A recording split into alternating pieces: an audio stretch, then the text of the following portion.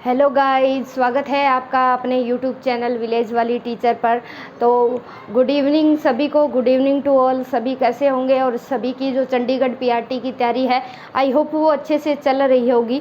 ठीक है, अब जो चंडीगढ़ के लिए हम टीचिंग एप्टीट्यूड पढ़ चुके हैं, ठीक है, उसमें हमने ज्ञानात्मक बीएस ब्लूम की काफ़ी क्लासें हमारी प्रीवियस में हो चुकी है। आज हम पढ़ने वाले हैं कक्ष शिक्षण की अवस्थाएं, यानी जब हम टीचिंग करवाते हैं तो क्लासरूम में कितनी अवस्थाओं से होकर हमें गुजरना पड़ता है। ये बिल्कुल आसान टॉपिक है, एक बार सुनने से ही कवर हो जाएगा, लेकिन सिंपल चीज़ों में ही हम उलझते हैं। कई बार क्या है, वो 3-4 लाइनें दे देगा, पूछ लेगा कि बताइए निम्न में से क्या चीज़ नहीं है जो कक्षा शिक्षण में नहीं आती। तो ठीक है, क्वेश्चन के हिसाब से जाना है। फिर हम पढ़ेंगे वेरिएबल ऑफ टीचिंग, यानी शिक्षण के चर। शिक्षण के चर ज़्यादातर तीन चीज़ें आ रही है। शिक्षण के स्तर भी 3 है, ठीक है। मॉरिसन ने स्मृति स्तर के आधार पर भी 3 लेवल पढ़े। बहुत सारी चीज़ें हैं हमने। शासन व्यवस्था के आधार पर शिक्षण 3 प्रकार का होता है। तो अलग अलग 3 चीज़ें हैं जो ध्यान में रखनी हमें बेहद ज़रूरी है। अब बात करती हूँ मैं कक्ष शिक्षण की अवस्थाएं, यानी जब हम क्लासरूम में टीचिंग करवाते हैं तो हम 3 स्टेप्स से गुजरते हैं। बिल्कुल पहले, अब जैसे ही शिक्षक की क्लासरूम में एंट्री होती है, ठीक है, चाहे वो सब्जेक्ट टीचर है या पीआरटी का टीचर है, कोई भी टीचर कोई भी सब्जेक्ट पढ़ा रहा है, तो ये नहीं कि वो बिल्कुल ब्लैंक आया है। वो क्या है, कक्ष में एंट्री करने से पहले अपने पूर्व प्लान के साथ आता है। इसे बोला जाता है, ठीक है, पूर्व प्रक्रिया, यानी शिक्षण से पहले प्री एक्टिव। ठीक है, प्री एक्टिव स्टेज में वो तैयारी करता है, ठीक है, कि आज कौन सा पाठ वो पढ़ाने वाला है, कौन कौन सी शिक्षण विधियों का प्रयोग करेगा वो, और इस चैप्टर के माध्यम से बच्चे के व्यवहार में क्या चीज़ें सामने निकल कर आएगी। कोई कुछ ऑब्जेक्टिव होगा, एक ऑब्जेक्टिव होगा, कुछ सामान्य उद्देश्य निकल कर आएंगे, और कुछ उस पाठ के माध्यम से बच्चों में विशिष्ट उद्देश्य निकल के आएंगे।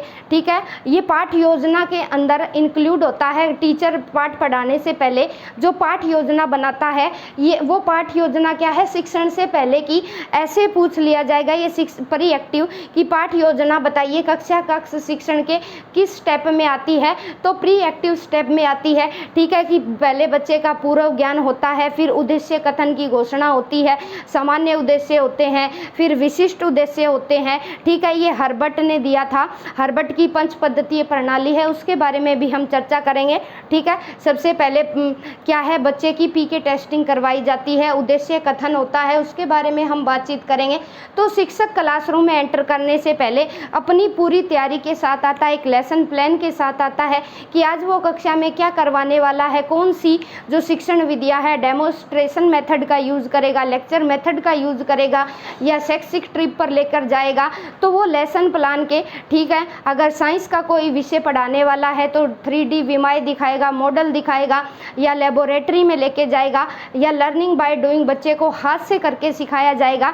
तो ये सारी चीज़ें क्या है, ये प्री एक्टिव स्टेप में आ जाती है।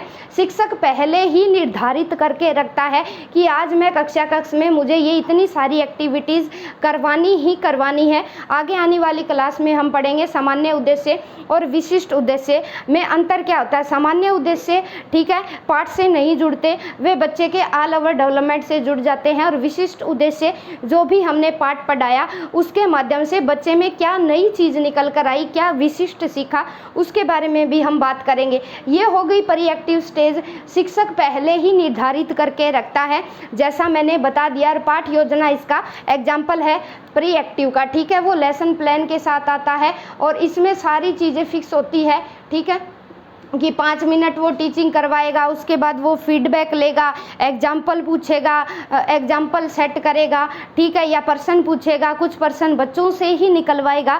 तो ये पूरी प्लानिंग होती है। जैसे सूक्ष्म शिक्षण में होती है माइक्रो टीचिंग, वो क्या है, वो छात्र अध्यापक के लिए होती है, जो एलन ने दी थी, उसके बारे में भी हम पढ़ेंगे। एक सर्कुलर टीचिंग है, वो चलती रहती है step by step, 5 minute teaching होती है, फिर फीडबैक भी लेना होता है। तो ये सारी चीज़ें पूर्व नियोजित होती है। अब बढ़ते हैं अंतःक्रिया, यानी जब इंटरेक्शन करेगा। अब टीचर ने क्या है, पाठ पढ़ाना शुरू कर दिया, वो अपनी प्रेजेंटेशन दे रहा है। प्रेजेंटेशन में क्या है, जैसे बच्चों को कोई पाठ पढ़ाना है, ठीक है, तो वो पाठ पढ़ाने से पहले बच्चों से पूछेगा, क्लासरूम में प्रेजेंटेशन देने से पहले उनके वो पूर्व ज्ञान की जांच करेगा। क्या बच्चे, अगर उसको एनिमल्स के बारे में पढ़ाना है तो वो पहले बच्चे को डेली दिनचर्या से वो कनेक्ट करेगा कि बताइए आपने कभी गाय देखी है, बताइए क्या आपने शेर देखा है, डोमेस्टिक एनिमल के बारे में, फिर जो वाइल्ड एनिमल है उनके बारे में। तो जितनी भी टीचर है, बच्चे का मेंटल लेवल है, 3rd स्टैंडर्ड का बच्चा है या 4th का बच्चा है, ठीक है, तो उस हिसाब से बच्चे के पीके टेस्टिंग करेगा, प्रीवियस नॉलेज की जांच करेगा। अगर वो एनिमल चैप्टर पढ़ा रहा है तो फिर उसको अलग अलग विभागों में जिस हिसाब से बच्चे की समझ है, फिर वो क्या है, अपने पाठ का नाम पहले ही घोषणा नहीं होती,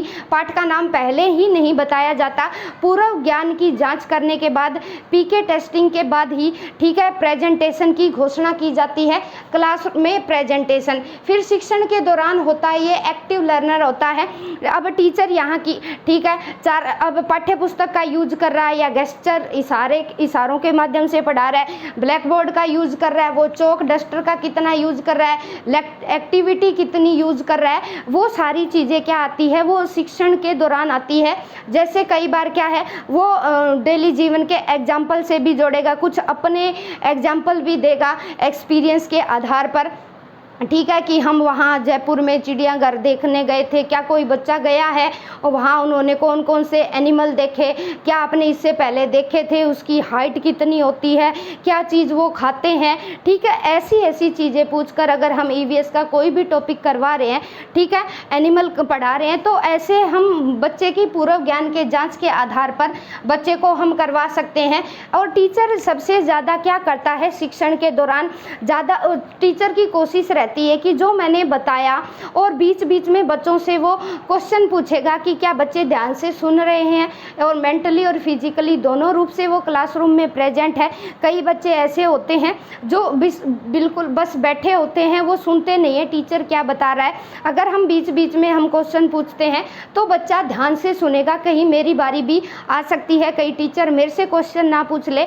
तो ये शिक्षण का एक प्रभावपूर्ण तरीका होता है और जो इंटरेक्शन वे पे चलता है, और ये बिल्कुल ज़रूरी भी है। टीचर बीच बीच में जो भी बताइए मैंने लोइन के बारे में क्या बताया, काऊ के बारे में मैंने क्या बताया, जितना बच्चा अपने शब्दों में बता सकता है। 100% चीज़ें टीचर के बताने से एक बार में नहीं आती, जब दोनों में इंटरेक्शन होगा, ठीक है। सबसे पहले बच्चे, एवरेज बच्चे भी बैठे होते हैं, कुछ मंद बुद्धि भी है, क्योंकि इंक्लूसिव एजुकेशन है, उसके आधार पर हमें टीचिंग करवानी होती है, ठीक है। ना तो हम फास्ट चलेंगे बिल्कुल कि फटाफट हमें सिलेबस पूरा करवाना है, बस फॉर्मेलिटी करवा दी, लेसन पढ़ा दिया, ऐसे नहीं। पाठ्य पुस्तक या कोई इंटेलिजेंट बच्चा है उससे पाठ पढ़वा दिया, फिर हमने एक्सप्लेनेशन दे दी, ऐसे नहीं करेंगे, ठीक है। हम टाइम ड्यूरेशन के हिसाब से इतने मिनट की टीचिंग, इतने मिनट का फीडबैक, इतने मिनट की क्वेश्चनिंग, फिर बच्चे खुद से होमवर्क करके लाएंगे, कितनी चीज़ें समझ में आई, उन्हें चार्ट बनाना दे दिया जाए या कुछ भी है। ये शिक्षण का इफ़ेक्टिव वे है, वो टीचर की कॉमन सेंस है, टीचर की वो स्ट्रेटजी है, वो किस हिसाब से बच्चे को के सामने किसी भी टॉपिक को प्रेजेंट कर रहा है। जितनी अच्छी क्लासरूम में प्रेजेंटेशन होगी, जो टीचिंग है वो इतनी ही इफ़ेक्टिव पूर्ण होगी, ठीक है, इफ़ेक्टिव होगी। अब लास्ट में आ जाता है, यहाँ लर्नर को भी एक्टिव रहना पड़ता है। क्यों? क्योंकि उसे डर है कि टीचर कहीं उससे खड़ा करके क्वेश्चन न पूछ ले। फिर आता है अंतिम प्रक्रिया, यानी शिक्षण के दौरान नहीं होगी, ये बाद, गलती से दौरान लिख दिया, शिक्षण के बाद, ठीक है। यानी टीचर पढ़ा चुका है, लेसन के बारे में बता चुका है, उसने वाइल्ड एनिमल के बारे में बता दिया, जो जंगलों में रहते हैं, जंगल क्या होता है, जहाँ बहुत सारे पेड़ पौधे रहते हैं, कोई भी घर नहीं होता, ठीक है। तो मूल्यांकन की जो प्रक्रिया है, बच्चे में क्यूरियोसिटी पैदा करके हम किसी भी चैप्टर को पढ़ाएंगे, उनके इंटरेस्ट के माध्यम से पढ़ाएंगे, ज़्यादा से ज़्यादा इमेजेस दिखाएंगे, बोर्ड का यूज़ करेंगे, ठीक है। अगर ICT हमारे पास अवेलेबल नहीं है तो ज़्यादा से ज़्यादा टीचर को क्या है, स्टोरी बेस्ड कहानियाँ सुना दी कोई, उसके हिसाब से हमारी जो टीचिंग है वो प्रभावपूर्ण रहती है। अब टीचर ने लेसन पढ़ा दिया, शिक्षण के बाद अब टीचर क्या करेगा, जांच करेगा, क्वेश्चन पूछेगा, या बच्चों से कोई मौखिक क्वेश्चन पूछ लिया या लिखित पूछ लिया या MCQ पूछ लिया कि बताइए इनमें से क्या चीज़ सही होगी। अगर बच्चे 50-60% के अराउंड बच्चे आंसर कर पाते हैं तो हमें इस चीज़ के बारे में हमें पता लगती है कि हमारी जो टीचिंग है वो 60% 70% सिर्फ प्रभावपूर्ण रही है। और कुछ बच्चे जो एवरेज से नीचे के लेवल के हैं उनके लिए हम अब क्या करेंगे, उनका डायग्नोस करेंगे, उन्हें कहाँ समस्या आई, क्या वो पूरा पाठ नहीं समझ पाए या उन्हें वाइल्ड एनिमल समझ नहीं आया या डोमेस्टिक नहीं समझ में आया, किस चीज़ की क्लियरिटी नहीं बनी, तो उस चीज़ का निदान करके, ठीक है, क्या बच्चे के परिवार में कोई फैमिली प्रॉब्लम चल रही है, बच्चे का कोई बीमार है, तो कई कारण हो सकते हैं जिसके माध्यम से बच्चा क्या है क्लासरूम में कोई भी चीज़ कैप्चर नहीं कर पाया। उसके बाद हम निदान करेंगे, ठीक है, बच्चे की समस्या को क्लियरिफाई करेंगे और उसके बाद उपचार देंगे या तो हम पुनर्शिक्षण करवा सकते हैं, ठीक है, या हम ग्रुप डिस्कशन करवा सकते हैं, डिबेट करवा सकते हैं। कोई इंटेलिजेंट बच्चा है उसको बोलेंगे कि आप इसको एक बार फिर से पाठ पढ़ाओ, या टीचर दोबारा से पुनर्शिक्षण करवाएगा। अगर बार बार पुनर्शिक्षण करवाया जा रहा है, ये नहीं कि पूरी क्लास को करवाया जाएगा, पूरी क्लास को करवाएंगे हम पुनर्शिक्षण तो वो इफेक्टिव टीचिंग नहीं कहलाएगा, क्योंकि जो इंटेलिजेंट बच्चे हैं, जो प्रतिभाशाली है, सृजनात्मक बालक है, वो बार बार एक टॉपिक पढ़ाने से उबाऊ महसूस करेंगे और ये कहीं ना कहीं उन ऐसे बच्चों के साथ नाइंसाफ़ी भी होगी। क्यों? क्योंकि वो सीख चुके हैं, उनका मेंटल लेवल अच्छा है, तो मेंटल लेवल के हिसाब से उन्हें और अदर एक्टिविटीज़ उनकी बढ़ा दी जानी चाहिए, ताकि बच्चे क्या है ज़्यादा से ज़्यादा समय का यूटिलाइज कर सके और अपनी जो पोटेंशियल है उसको बाहर निकाल सके। तो ये थी बात, अंतिम प्रक्रिया। फीडबैक वही हाथों हाथ टीचर को मिल जाएगा कि हाँ, मैंने जो चीज़ें पढ़ाई है, मेरी जो स्ट्रेटजी थी वो कितनी पावरफुल थी। क्या बच्चे 80% बच्चे को अगर टीचर सिखा पाता है तो ये टीचर का सबसे अच्छी टीचिंग मानी जाती है कि हाँ, ये टीचर अच्छा टीचर है। क्यों? क्योंकि एक बार में ही 80% चीज़ें सीख पाए। और ज़्यादा से ज़्यादा प्राइमरी लेवल की हम बात करें तो बच्चे को लर्निंग बाय डूइंग करके सिखाना चाहिए। ज़्यादा से ज़्यादा टीचर एक सुविधा दो, उन्हें फैसिलिटेटर के रूप में रहो, निर्देशक के रूप में हो, और ज़्यादा से ज़्यादा बच्चों से ही आंसर निकलवाए आप, ज़्यादा से ज़्यादा बच्चे ही एक्टिविटीज़ में इन्वॉल्व हो। यही प्रभावशाली शिक्षण होता है, ठीक है। मूल्यांकन की स्थिति जानने के बाद कि कैसा फीडबैक रहा, बच्चे समझ पाए नहीं समझ पाए, उसके हिसाब से निदान और उपचार कर देंगे। तो ये वेरी इम्पोर्टेंट है। किसी भी क्लासरूम में इन 3 स्टेप से हमें गुजरना ही पड़ता है, चाहे हम ऑनलाइन क्लासेज ले रहे हैं या ऑफलाइन ले रहे हैं या PRT की कोई क्लास ले रहे हैं या TGT की कोई क्लास ले रहे हैं। तो ये टीचर को पहले ये नहीं पूरा प्रिपेयर होके आना पड़ता है कि आज मैं कक्षा में क्या करवाने वाला हूँ, कौन से एग्जाम्पल दूंगा, कितने मिनट चलेगा, सारी चीज़ पहले से ही पूर्व नियोजित होती है, नहीं तो हमारा शिक्षण सफल नहीं होता। और ये तीनों स्टेप क्या है, फिर शिक्षण के दौरान हम क्या करेंगे, कौन से क्वेश्चन पूछेंगे, अगर हम स्वतंत्रता सेनानी के बारे में पढ़ा रहे हैं तो किन किन के बारे में बताएंगे, पहले इजी वाले बताएंगे, ठीक है, सीक्वेंस में चलेंगे, 1923 वाले, फिर 1857 की क्रांति से शुरू होती है। तो हर चीज़ हम स्टेप बाय स्टेप बताते हुए चल रहे हैं। तो इससे बच्चे को क्या है, नॉलेज, ये ज़रूरी नहीं है कि हमें ज्ञान करवाना ये है कि हम अगर झांसी की रानी के बारे में बता रहे हैं तो इससे बच्चे को क्या सिखाना है, बच्चे को सिखाना है कि वो देश के लिए क्या है, जागरूक बने कि हमारा देश किन किन कठिनाइयों से जूझा। बच्चा उस पर अपना लॉजिक लगाना शुरू करे, उसकी आलोचनात्मक सोच बाहर आए, ये चीज़ें सिखानी होती है। ये नहीं कि बच्चे को बस सिर्फ पढ़ना सिखा दिया, लिखना सिखा दिया, ठीक है। बच्चे के व्यवहार में चेंज करना ही हमारे शिक्षण का उद्देश्य है। तो एक बार आप फिर से देख लीजिए किसी भी शिक्षण की, ठीक है, किसी भी शिक्षण की क्या होती है, 3 स्टेज से हमें गुजरना पड़ता है। पूर्व प्रक्रिया, अंत प्रक्रिया यानी इंटरेक्शन होती है जब टीचर टीच करवाता है, फिर होती है अंतिम प्रक्रिया, और अंतिम प्रक्रिया सबसे प्रभावपूर्ण है क्योंकि यही हमें पता चलता है कि कितने बच्चों को हम लर्निंग करवा पाए। अब आ जाते हैं वेरिएबल ऑफ टीचिंग यानी शिक्षण के कितने स्तर होते हैं, कितने लेवल होते हैं। स्तर से पहले आप ये जान लीजिए, क्लासरूम में हम जब शिक्षण शुरू करते हैं, संचालित करते हैं, तो सबसे पहले हमें बच्चों की अटेंशन लेनी पड़ती है, क्या वो सीखने के लिए रेडी है। जैसे थॉर्नडाइक के नियम में हमने पढ़ा था लॉ ऑफ रेडीनेस, क्या बच्चे रेडी है, तत्पर है, सीखने के लिए तैयार है। अगर रेडी नहीं है तो हम कितनी भी अच्छी टीचिंग विधियां अपना ले, टीचिंग स्ट्रेटजीज अपना ले, हम बच्चे को नहीं सिखा सकते। ये रेडी करना ज़रूरी है, और रेडी तभी होगा बच्चा जब हम उसकी रुचि के हिसाब से बच्चे को शिक्षण करवाएंगे, ना कि बोझ गिरा देंगे, बच्चे को डांटेंगे, फटकारेंगे। तो हमारा कर्तव्य ये बनता है कि हम ज़्यादा से ज़्यादा इंटरेस्ट पैदा करें ताकि बच्चे को लर्निंग करवा सके। अब क्या है, क्लासरूम को संचालित करने के लिए नियंत्रित और प्रभावित करते हैं शिक्षण के ये जो चर है, क्लासरूम को संचालित करते हुए भी प्रभावित करेंगे और नियंत्रित भी करेंगे, और ये प्रभावित करते हैं, ठीक है। संचालन में सहायक है ये, और नियंत्रण कंट्रोल भी करके रखना होता है। ये नहीं टीचर पढ़ा रहा है, बोर्ड पे लिख रहा है, पीछे बच्चे एक दूसरे के, ठीक है, कोई इरेजर फेंक के मार रहा है, कोई पेंसिल फेंक के मार रहा है, किसी ने शरारत कर दी। तो टीचर का कंट्रोल होना भी क्या है, पूरी क्लासरूम पर कंट्रोल होना भी ज़रूरी है। ये पीआरटी लेवल का है, ठीक है। ये टीचर का एक डर हो बच्चों के प्रति, तब अगर अनुशासन क्लासरूम में मेंटेन नहीं होगा तो टीचिंग जो है हमारी कभी भी प्रभावशाली नहीं होगी। तो पीसफुल वातावरण में अनुशासन का ध्यान रखकर चीज़ें सिखाई जाती है, ठीक है। टीचर से प्यार भी करे बच्चे, और टीचर की रिस्पेक्ट भी करे। ये नहीं कि टीचर को कुछ भी ना समझे, टीचर की वैल्यू ही नहीं कर रहे बच्चे, तो वहाँ हम टीचिंग नहीं करवा पाएंगे। तो एक रौब और दबदबा भी होना ज़रूरी है एक अच्छे टीचर का, ठीक है। सबसे पहले अनुशासन मेंटेन रखना पड़ता है क्लासरूम को कि बच्चे अनुशासन में है, फिर संचालन किया जाता है, कंट्रोल होना चाहिए।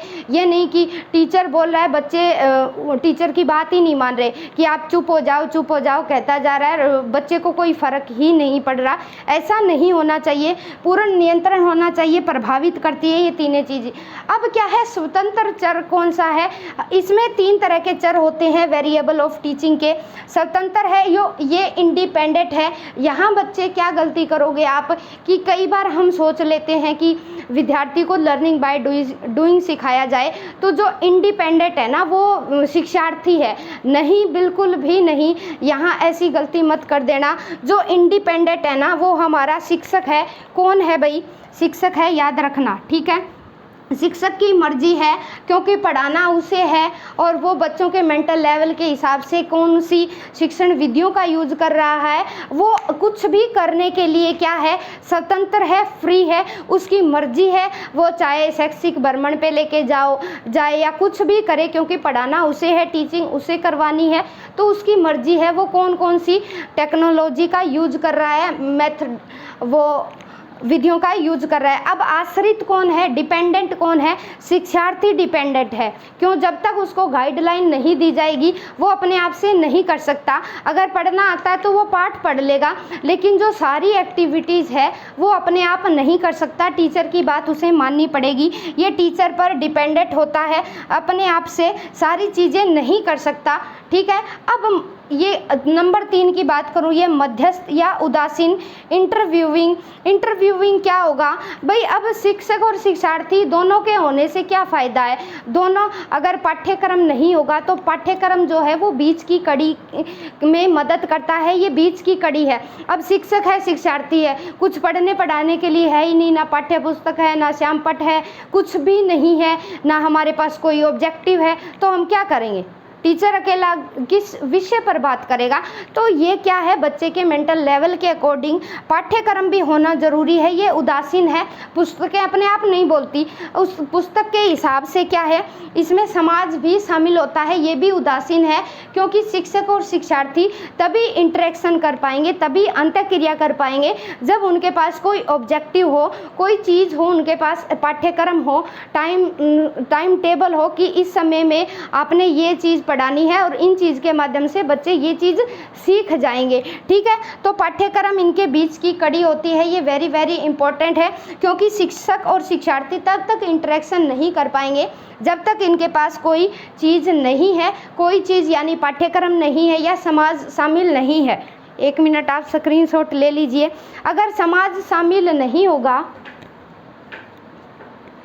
अगर समाज को हम शामिल नहीं करेंगे तो क्या है, वो एजुकेशन किस काम की है। हम पढ़ रहे हैं, सामाजिक प्राणी है, समाज को आगे लेके जाने के लिए शिक्षक बनना है, चाहे इंजीनियर बनना है, हम देश के लिए और समाज के लिए हमें काम करना है ना। तो फिर क्या है, अगर समाज को हम शामिल नहीं करेंगे तो उस एजुकेशन का कोई फ़ायदा नहीं है। तो समाज में भी समाज से जुड़ी हुई चीज़ें शामिल होती है। ईवीएस में त्यौहार हो गए, हमारी संस्कृति हो गई, परंपराएं हो गई, हिस्ट्री में झांसी की रानी हो गई, स्वतंत्रता सेनानी हो गए, हमारे जो हवा महल है, ताजमहल है, प्लेसेस ऑफ इंडिया हो गए, जो देखने लायक है, जयपुर में जंतर मंतर हो गया। तो बहुत सारी चीज़ें ऐसी हमारे पाठ्यक्रम में इन्वॉल्व की जाती है। क्यों? क्योंकि बच्चे उन चीज़ से इंस्पायर हो और वो चीज़ें जो इतिहास में हम गलतियां कर चुके हैं वो ना दोहराए, उनसे सीख लें और आगे बढ़ते जाए। ठीक है, प्रोग्रेस करें। तो ये चीज़ें पाठ्यक्रम में इन्वॉल्व की जाती है। और मेन मकसद टीचिंग का, चाहे हम पीआरटी लेवल के बच्चे को करवा रहे हैं या टीजीटी है या पीजीटी है, मायने नहीं रखता। हम किस तरीके से पढ़ा रहे हैं ये बिल्कुल मायने रखता है। किसी भी लेवल का बच्चा है, अगर उसके हम व्यवहार को चेंज कर पाए, व्यवहार को चेंज करने का मतलब क्या है, ये नहीं कि बच्चे में क्या होता है, जिद्दपना होता है। अगर हम एज ए टीचर उसमें जिद है, जिद करो, अच्छी बातों के लिए करो, ये नहीं कि छोटी छोटी बातों के लिए आप जिद करके बैठे हैं। तो हम समाज जैसी परिस्थितियां हैं, जैसा समाज है, उसके हिसाब से अगर हम बच्चे के व्यवहार को ढाल पाए, कहाँ गुस्सा दिखाना है, कहाँ इमोशन दिखाने हैं, किसको सहानुभूति दिखानी है, किसको प्रानुभूति दिखानी है, सिंपैथी इम्पैथी हो गई, कहाँ अपने इमोशन को बाहर निकालना है, किस तरह से अपने ज्ञान को बाहर निकालना है, सीखे गए ज्ञान को कब, क्या, क्यों, कैसे हमें यूज़ करना है। तो ये सारी चीज़ें हमें अगर हमारे व्यवहार में आ जाती है तो हमारी जो शिक्षण है वो बड़ी ही इफ़ेक्टिव होती है। ठीक है, इफ़ेक्टफुल होती है। अब एक बात यहाँ मैंने नोट में मेंशन किया है, तो यहाँ देख लीजिए, जहाँ शिक्षण होगा वहाँ अधिगम होगा ही होगा। बिल्कुल, जहाँ टीचर टीचिंग करवा रहा है या कोई भी टीचिंग करवा रहा है तो वहाँ क्या है, बच्चे वो लर्निंग करेंगे ही करेंगे, वो चाहे किसी भी लेवल के बच्चे हो। लेकिन जहाँ लर्निंग होगा, परंतु जहाँ अधिगम हो, वहाँ ज़रूरी नहीं कि शिक्षण हो। ज़रूरी नहीं कि बच्चा क्या है, टीचर पढ़ा रहा है तभी सीखे, ऐसा नहीं है। हमने पढ़ा था 3 प्रकार की शिक्षा होती है, औपचारिक, अनौपचारिक और निरौपचारिक। औपचारिक शिक्षा तो बच्चे ने कक्ष में बैठकर ले ली, गेन कर ली। लेकिन जो इनफॉर्मल और नॉन फॉर्मल एजुकेशन थी वो समाज में रहकर सीखेगी। तो ज़रूरी नहीं है कि मम्मी पापा क्या है बोर्ड पे खड़े हैं, वो बता रहे हैं नहीं बेटा ये काम, चोरी करना गलत बात होती है, झूठ बोलना गलत बात होती है। तो ज़रूरी नहीं, बच्चा जहाँ अधिगम कर रहा है समाज में रहकर तो वहाँ टीचिंग करवाई जा रही है, ऐसा बिल्कुल भी नहीं कहा गया। लेकिन जहाँ शिक्षण होगा वहाँ अधिगम तो होगा ही होगा। क्यों? क्योंकि टीचर सिखाएगा किसको। ठीक है, अगर शिक्षार्थी नहीं है, सीखने वाला कोई नहीं है, लर्नर कोई नहीं है, तो किसको सिखाएगा टीचर। ठीक है, ये बात भी एक ज़रूरी है, नोट डाउन कर लीजिएगा किसी कोने में। ठीक है, वेरी वेरी इंपॉर्टेंट बात है ये। जहाँ शिक्षण होगा वहाँ अधिगम होगा ही होगा, परंतु जहाँ अधिगम हो वहाँ ज़रूरी नहीं शिक्षण हो। वेरी वेरी इंपॉर्टेंट लाइनें हैं।